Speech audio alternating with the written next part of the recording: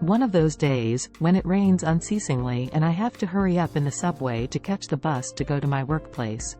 My hair looked disheveled as I tried to pull up the hood of my raincoat over my head. Water dripped from my hair. Suddenly my phone rang. I looked a bit alarmed as I was expecting some colleague of mine who would call me to adjust her classes. Thankfully, it was not one of them. It was my cousin calling me up. Her name was Tina, as my siblings and I lovingly called her. She was all of 26, tall, dark, with a warm smile and sensitive eyes which looked eternally blissful. All my siblings and I were married. We had arranged marriages and were living comfortably, so now it was her turn to get married.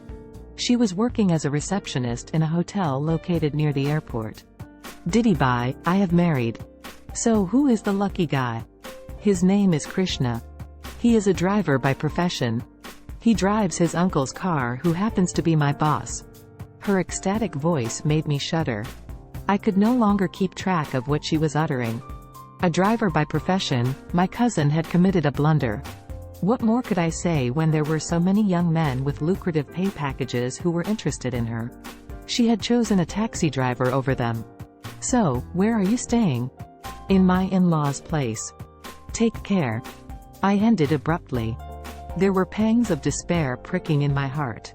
My cousin was a girl having a lavish taste. She wore jeans which cost 2,000 rupees.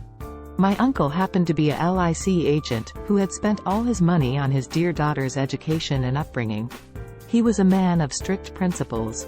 Other than that, he took special pride in the fact that he was a Brahmin. I really did not know how he would be able to tolerate his daughter's discreet behavior. The incident, or accident as he would term it, would ruin him. 2 hours later, after reaching my workplace, I called my aunt. She was crying over her daughter's betrayal. Krishna had always visited the household as a friend.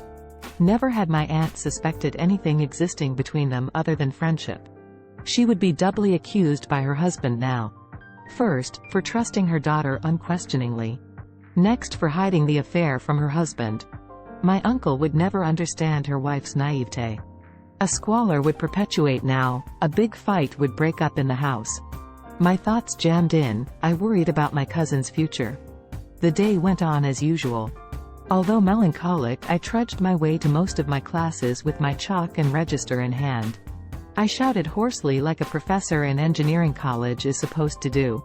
I later came out inside. If only my cousin had married an engineer.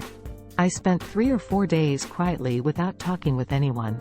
My aunt had lost her mother when she was 1 year old.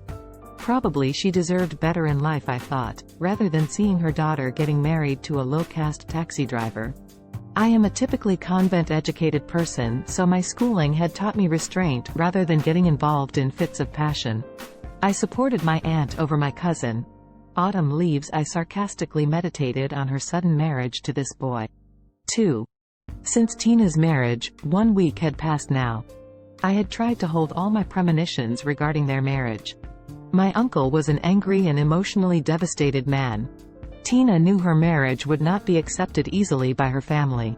She had married in a Kali temple and moved to her in-laws' place. They were businessmen who owned 2 shops and a 2-storied house. Tina had been welcomed to the house by her mother-in-law, but her father-in-law was adamant. He was of opinion that Krishna had married without consent, so he should try to provide for his wife instead of depending upon them. They had thus no option other than moving to my uncle's place. Krishna's uncle had removed both of them from their job where they had previously worked. They both were now looking for a job. The young couple's struggle had begun together. With whatever little savings they had accumulated, they had rented a small house. They came every day for their meal to my aunt's place. Meanwhile, my uncle shouted at both of them. He blamed both of them as irrational. He even tried to convince his daughter to leave Krishna. But Tina remained firm and unmoved. She said she loved Krishna and come what may they would stick together. After some weeks the matter had settled down, I thought. I hardly found the time to visit them. My mind had moved from a state of fear to stage of gentle reconciliation. We were hoping for things to work out for themselves. One day while I was fast asleep, my phone started ringing. As I picked up the phone, my mother's voice cried, "Tina has committed suicide. Your aunt is ill. She has been rushed to the hospital." I was shocked and petrified. On that fatal day, my uncle had scolded her and told her to stop eating at their place. She was angry and felt insulted and had walked out grudgingly. Nobody had followed her. She had slipped quietly into the house, taken a cord, fastened it to the fan and hanged herself. Her husband had found it 15 minutes late. She was already dead by that time. I do not know what drove her to death. Was it love or reality that kept weighing on her soul? I knew no answer. I only know what happens when we fail to empathize. We end up losing our loved ones. Once again, it was raining today, and as I was getting drenched, I just hoped it washed away my tears and cleansed my heart.